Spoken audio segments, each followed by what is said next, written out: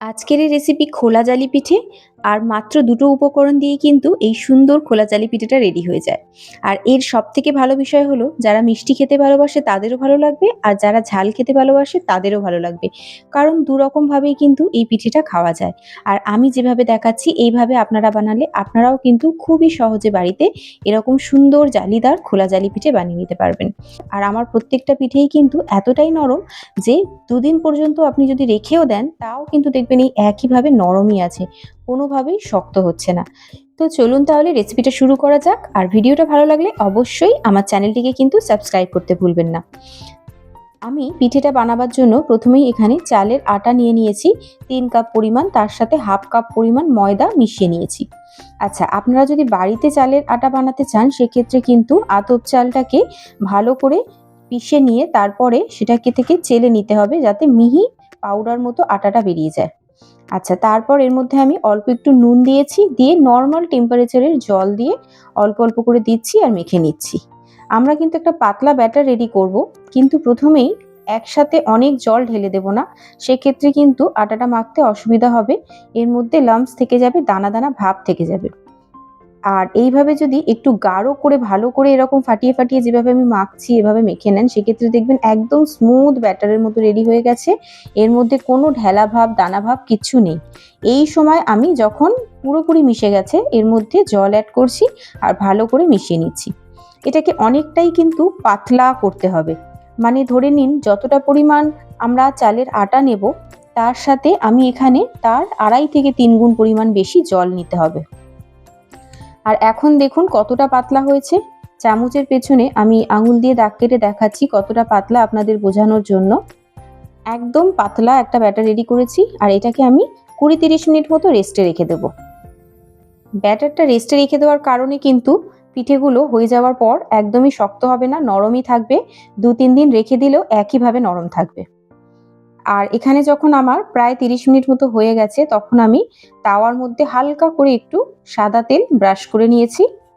একদম সামান্য, বেশি তেল দেওয়ার দরকার নেই, যাতে পিঠেটাও খুব ভালোভাবে ছেড়ে যায়। আর তারপর হচ্ছে কি, ননস্টিকের প্যানটাও কিন্তু খুব ভালো থাকে হালকা করে অয়েল ব্রাশ করে নিলে।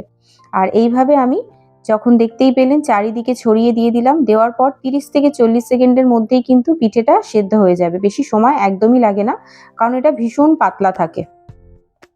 আর দেখবেন আস্তে আস্তে কানাগুলো অটোমেটিক নিজে থেকেই ছেড়ে উঠে আসছে। সেই সময় আমি এইভাবে তুলে উল্টো সাইডটাও আপনাদেরকে দেখাচ্ছি। দেখুন কত সুন্দর একটা রং এসেছে, আর একদম সম্পূর্ণ জালিদার, জাল জাল ভর্তি।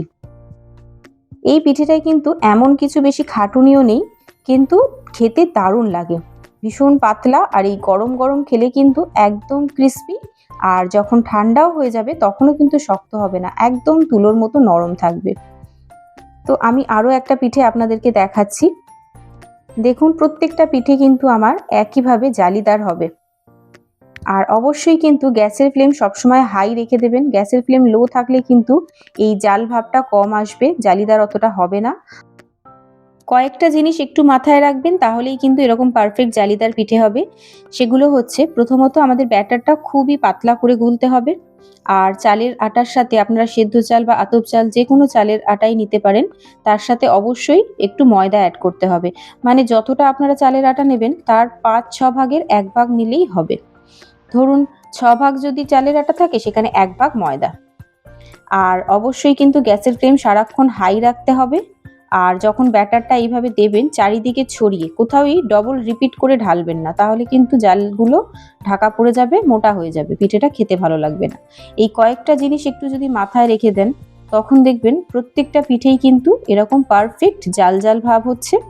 আর এই পিঠেগুলো ভীষণ পাতলা হয়, আর গরম থাকা অবস্থায় একদম মচমচে ক্রিস্পি। আপনারা যদি ক্রিস্পি খেতে পছন্দ করেন সেক্ষেত্রে তাওয়া থেকে নামানোর সাথে সাথেই খেয়ে দেখবেন, ভীষণ ভালো লাগবে আপনাদের।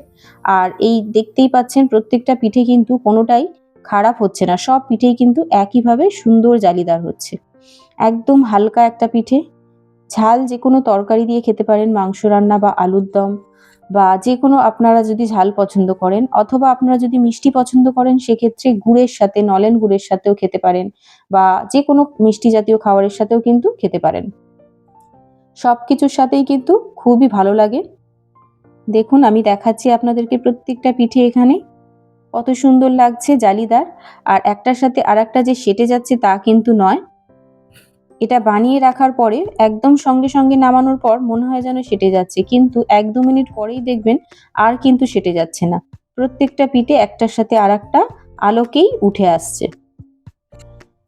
আর এই দেখুন, একটা পিঠে আমি কাছ থেকে হাতে নিয়ে দেখাচ্ছি কতটা পরিমাণ জালিদার হয়েছে। বেশি পরিশ্রমও নেই, বেশি উপকরণও লাগে না, অথচ সময়ও বেশি লাগে না। আর এই এত সহজে এত সুন্দর একটা খোলা জালি পিঠে কিন্তু আমরা বানিয়ে নিতে পারি বাড়িতে, যখন মন চায় তখনই, একদমই খুবই অল্প পরিশ্রমে। আর দেখেই বুঝতে পারছেন কতটা নরম সফট হয়েছে পিঠেগুলো। এইভাবে যদি 3 দিনও রেখে খান তাও কিন্তু কোনোভাবেই পিঠেগুলো শক্ত হবে না, একইভাবে নরম থাকবে। তো এখানে আমি গুড় দিয়ে আপনাদেরকে খেয়ে দেখাচ্ছি, তারপরে মাংস দিয়েও খেয়ে দেখাবো। দুরকম ভাবেই কিন্তু এটা খাওয়া যায়, ভীষণ ভালো লাগে। তো আশা করছি আপনাদের রেসিপিটা ভীষণ ভালো লেগেছে। ভালো লেগে থাকলে অবশ্যই আপনারা ট্রাই করে দেখবেন। আর নিশ্চয়ই আপনাদেরও এরকমই পারফেক্ট জালিদার পিঠে হবে আশা করছি, ভিডিওটা যদি পুরো ফলো করে থাকেন আপনারা। আর এরকমই নতুন নতুন রেসিপি পাওয়ার জন্য অবশ্যই আমার চ্যানেলটিকে সাবস্ক্রাইব করতে ভুলবেন না। ভিডিওটা ভালো লাগলে একটা লাইক করে দেবেন আর শেয়ার করে দেবেন আপনাদের বন্ধু-বান্ধব, আত্মীয়-স্বজনের সাথে। আর অবশ্যই আমার চ্যানেলটিকে সাবস্ক্রাইব করার পর পাশে থাকা বেল আইকনটি চেপে দেবেন, যাতে আমার রেসিপি ছাড়ার পর সবার প্রথম আপনাদের কাছে পৌঁছে যায়। এরকমই ভালো ভালো রেসিপি নিয়ে আবার চলে আসবো আপনাদের কাছে। ততক্ষণ সবাই খুব ভালো থাকবেন, সুস্থ থাকবেন, সাবধানে থাকবেন।